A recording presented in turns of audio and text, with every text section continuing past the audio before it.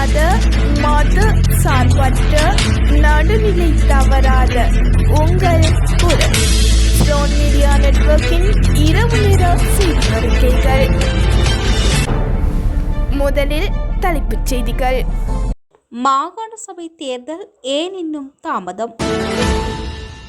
அந்நிய செலவாணி கையிருப்பு $6.4 வீழ்ச்சி.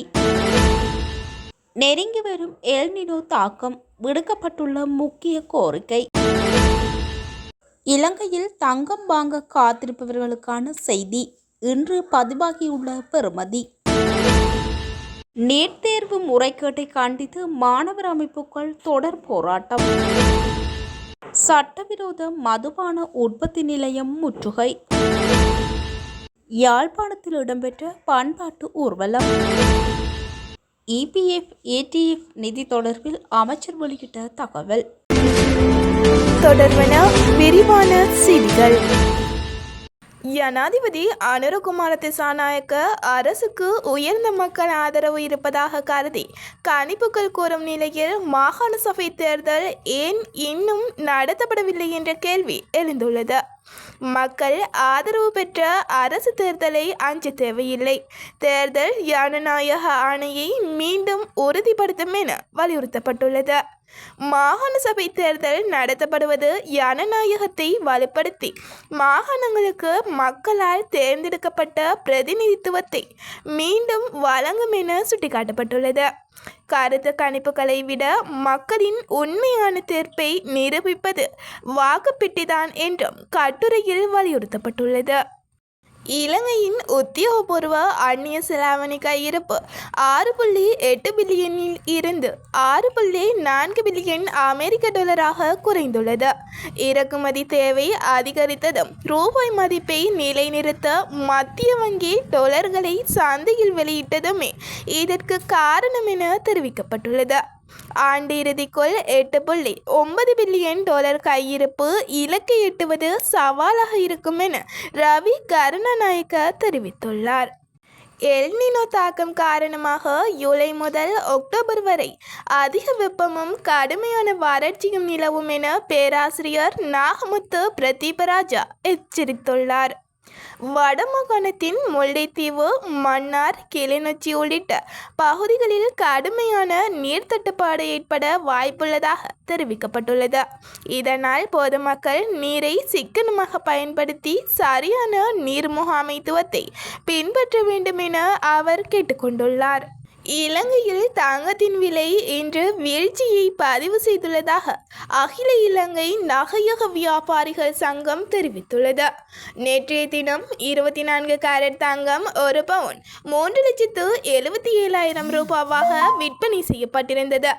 இந்த நிலையில் இன்று அதன் விலை 3,000 ரூபாவாக குறைந்து 3,74,000 ரூபாவாக பதிவாகியுள்ளது. ஆபரண தங்கத்தின் பெறுமதி இதேவேளை 22 கேரட் தங்கம் ஒரு பவுன் 3,46,800 ரூபாவாக விற்பனை செய்யப்பட்ட நிலையில் இன்று அதன் விலை 2,800 ரூபாய் குறைந்து 3,44,000 ரூபாவாக பதிவாகியுள்ளது. அத்துடன் 24 கேரட் தங்கத்தின் 1 கிராம் ரூபாய் 46,750 ரூபாவாகவும் 22 கேரட் தங்கத்தின் 1 கிராம் ரூபாய் 43,000 ரூபாவாகவும் விற்பனை செய்யப்படுவதாக தெரிவிக்கப்பட்டுள்ளது. நீட் தேர்வு முறைகேட்டை கண்டித்து மத்திய கல்வி அமைச்சர் தர்மேந்திர பிரதான் பதவி விலக வேண்டும் என வலியுறுத்தி தமிழகம் முழுவதும் மாணவர் அமைப்புகள் போராட்டங்களில் ஈடுபட்டன. டெல்லியின் 5வது நாளாக நடைபெறும் தொடர் போராட்டத்திற்கு ஆதரவாக மாணவர்கள் பல இடங்களில் வகுப்புகளை புறக்கணித்தனர். சென்னை உள்ளிட்ட பல மாவட்டங்களில் ஆர்ப்பாட்டங்கள் நடைபெற்ற நிலையில் பாதுகாப்பு பணிக்காக போலீசார் குவிக்கப்பட்டுள்ளனர். மட்டக்களப்பு வவுணதீவு கரையாக்கன் தீவில் செயற்பட்ட சட்டவிரோத மதுபான உற்பத்தி நிலையம் போலீசாரும் பிரதேச சபை உறுப்பினர்களும் இணைந்து முற்றுகையிட்டனர். சம்பவத்தின் போது 3 தப்பியோடிய நிலையில் பெருமளவிலான கள்ளச்சாராயம் மற்றும் உற்பத்திக்கான கோடா கைப்பற்றப்பட்டது. கைப்பற்றப்பட்ட பொருட்கள் தொடர்பாக வவுணதீவு போலீசார் மேலதிக விசாரணைகளை முன்னெடுத்து வருகின்றனர். தமிழ் மொழி தினம் மற்றும் சுவாமி விபுலானந்த நினைவு தினத்தை முன்னிட்டு யாழ்ப்பாணத்தில் வன்மையான பண்பாட்டு ஊர்வலம் இன்று நடைபெற்றது. முத்தமிழ் கலை நிகழ்ச்சிகள், சுரக்காட்டம், சிலம்பாட்டம், காவடி உள்ளிட்ட பல பாரம்பரிய கலை நிகழ்வுகள் ஊர்வலத்தை சிறப்பித்தன. தமிழ் மொழி மற்றும் கலாச்சார பாரம்பரியத்தை பிரதிபலிக்கும் அலங்கார ஊர்தி பவனியும் நிகழ்வின் முக்கிய அம்சமாக அமைந்தது. இபிஎஃப் மற்றும் இடிஎஃப் நிதிகளின் செயல்திறனை ஆய்வு செய்யும் முதல் விரிவான ஆய்வை தற்போதைய அரசு தொடங்கியுள்ளது.